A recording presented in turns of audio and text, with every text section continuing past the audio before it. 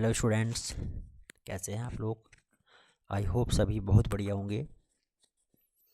तो आज का हमारा जो टॉपिक है वो है क्लास 12th की इंग्लिश फर्स्ट से लिया गया पोइट्री से first lesson my mother at 66, जिसको लिखा है कमला दास ने।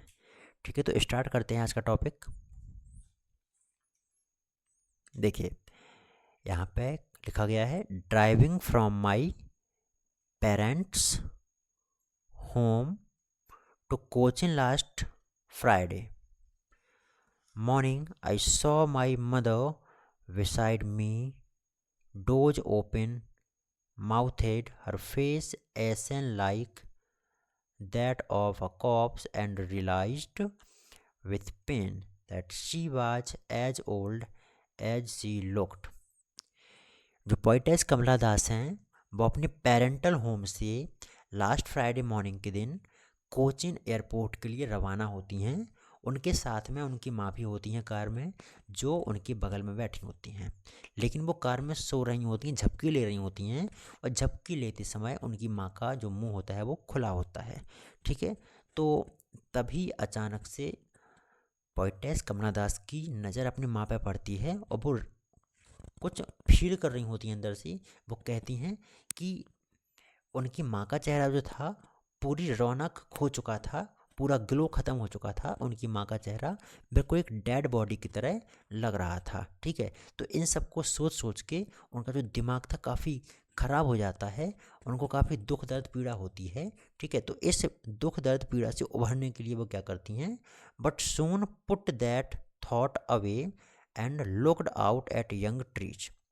लेकिन वो इस क्या कहलाता है, इस थॉट से बाहर आने के लिए क्या करती हैं, अपनी कार से बाहर की दुनिया देखती हैं, जो काफ़ी दिलचस्प दुनिया थी। वो अपनी कार से बाहर देखती हैं कि जो पेड़ हैं वो चल रहे हैं, दौड़ रहे हैं। द मैरी चिल्ड्रन, खुशहाल बच्चे घरों से बाहर निकल रहे हैं खेलने के लिए। ठीक है, ऐसे देखते देखते वो कहाँ, एयरपोर्ट पहुँच जाती हैं। एयरपोर्ट पे क्या होता है, but after the airport security check standing a few yards away I looked again at her. Security check के दौरान उनकी माँ थोड़ी दूरी पर उनसे खड़ी होती हैं, तो वो अपनी माँ को एक बार फिर से देखती हैं। वो क्या पाती हैं फिर, वो देखती हैं क्या कि been pale as a late winter's moon. उनकी माँ का चेहरा पूरा कलरलेस हो चुका था, पीला पड़ गया था, जैसा कि विंटर्स में मून थोड़ा पीला सा दिखाई देता है।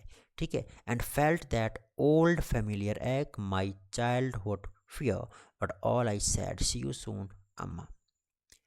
तो जब वह अपनी माँ का इस कलरलेस चेहरे को देखती हैं तो उनको और दर्द होता है, वही उनको वही पुराना बचपन वाला दर्द फिर से याद आने लगता है। ठीक है, कि मेरी माँ कहीं चली ना जाएं, क्यों, उनकी माँ 66 ईयर्स की हो चुकी थी और कभी भी गुजर सकती थी, जिस वजह से उनको काफ़ी डर लग रहा था।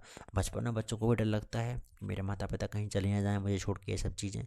तो उनको वही बचपन वाला डर फिर से याद आ जाता है। लेकिन वो अपनी इस दुख दर्द पीड़ा को क्या करती हैं, छुपाती हैं, और अपनी माँ को सी यू सून अम्मा बोलती हैं। ठीक है, and all I did was smile and smile and smile. और वो बस अपनी माँ को देखकर मुस्कुराती रहती हैं। वो ऐसा प्रटेंड कर रही थी, दिखावा कर रही थी। ऐसा क्यों, ताकि उनकी माँ उनके उदास चेहरे को देखकर वो और उदास ना हो जाए। ठीक है, तो बस वो अपनी माँ को देख के स्माइल करती रहती हैं, बोलती हैं अम्मा जल्द मिलेंगे।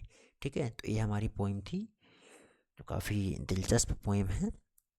ठीक है, आगे देखते हैं। नेक्स्ट हमारा आता है इस पोएम का क्या, central idea.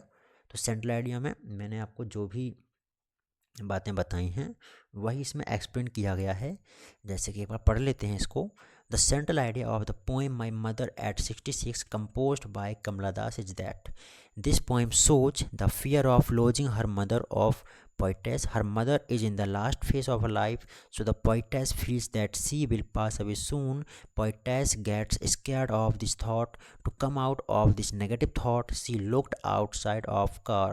The world outside was full of life and activity. The young trees seemed running fast. Children looked very happy at the airport. They had to undergo a security check. The poetess was standing a few yards away from her mother. She looked again at old at her old mother, she felt pained to look at the colorless and pale face of her mother. What? Hiding her tears. The poetess said, "See you soon, अम्मा." ठीक है, तो basically इस central idea में जो मैंने अभी आपको पूरी पोएम एक्सप्लेन की है वही लिखा है। ठीक है, तो इस सेंट्रल आइडिया को आपको अच्छे से लर्न कर लेना है, बिल्कुल ज़बरदस्त तरीके से लर्न कर लेना है। ठीक है, काफ़ी इम्पोर्टेंट है ये सेंट्रल आइडिया। ठीक है, आगे बढ़ते हैं। नेक्स्ट हमारा आता है क्या, पोइटिक डिवाइसेस।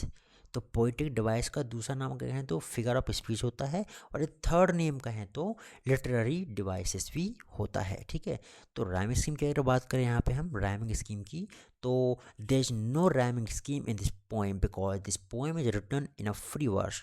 इस पोएम में कोई भी राइमिंग स्कीम नहीं है। And one more thing that I have to tell you that this is a single sentence. This poem is a single sentence. ठीक है, यह पोएम जो है एक सिंगल सेंटेंस है जिसको तोड़ तोड़ के लाइनों में लिखा गया है। ठीक है, नेक्स्ट आता है हमारा क्या, सिमिली। तो जैसा आपको पता है उनकी माँ के चेहरे की तुलना एक डेड बॉडी के साथ की गई है, साथ ही साथ उनके चेहरे की तुलना लेट विंटर्स मून से भी करी गई है।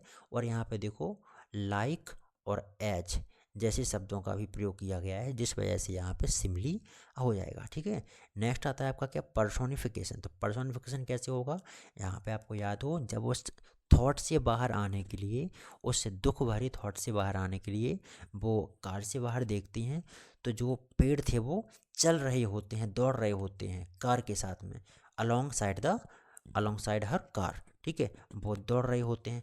तो यहाँ पे क्या है, पेड़ों को एक ह्यूमन क्वालिटी दे दी गई है, जिस वजह से यहाँ पर क्या हो जाएगा, पर्सोनिफिकेशन हो जाएगा। क्योंकि पेड़ दौड़ तो सकते नहीं, फिर भी वो दौड़ रहे हैं, तो यहाँ पे ह्यूमन क्वालिटी देने के कारण यहाँ पे आपका पर्सोनिफिकेशन हो जाएगा। नेक्स्ट आता है आपका क्या, एपोस्ट्रॉफी।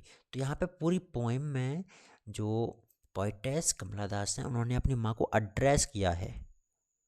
ठीक है, एपोस्ट्रॉफी बेसिकली क्या होता है, जब आप किसी को एड्रेस करते हैं तो वहाँ पे एपोस्ट्रॉफी होता है। और इस पोएम में पोएटेस कमला दास ने अपनी माँ को एड्रेस किया है अम्मा कह के, जिस वजह से यहाँ पे एपोस्ट्रॉफी हो जाएगा। ठीक है, नेक्स्ट होता है क्या, रेपिटेशन। रेपिटेशन क्या है, यहाँ पे देखो इस पोएम में 3 बार क्या आया है, स्माइल एंड स्माइल आया है, जिस वजह से यहाँ पर रेपिटेशन भी हो जाएगा। तो ये थे हमारे क्या, फिगर ऑफ स्पीच या यूँ कहें पोइटिक डिवाइसेस। ठीक है, आगे बढ़ते हैं।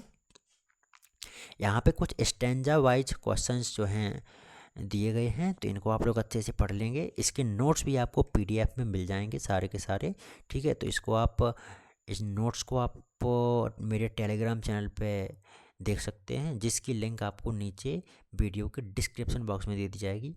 तो वहाँ से आप मेरे टेलीग्राम चैनल से जुड़ जाइएगा, और वहाँ पे आपको सारे के सारे लेसन्स के नोट्स भी मिलते रहेंगे। ठीक है ना, तो बस यदि आपको वीडियो पसंद आई हो तो आप वीडियो को लाइक करें, अपने फ्रेंड्स के साथ ज़्यादा से ज़्यादा शेयर करें, एंड चैनल को भी सब्सक्राइब कर दें, and also press the bell icon for the latest updates. Okay, तो बस आज के लिए इतने रखते हैं, मिलते हैं जल्दी एक न्यू वीडियो के साथ। तब तक के लिए बाय, सी यू सून।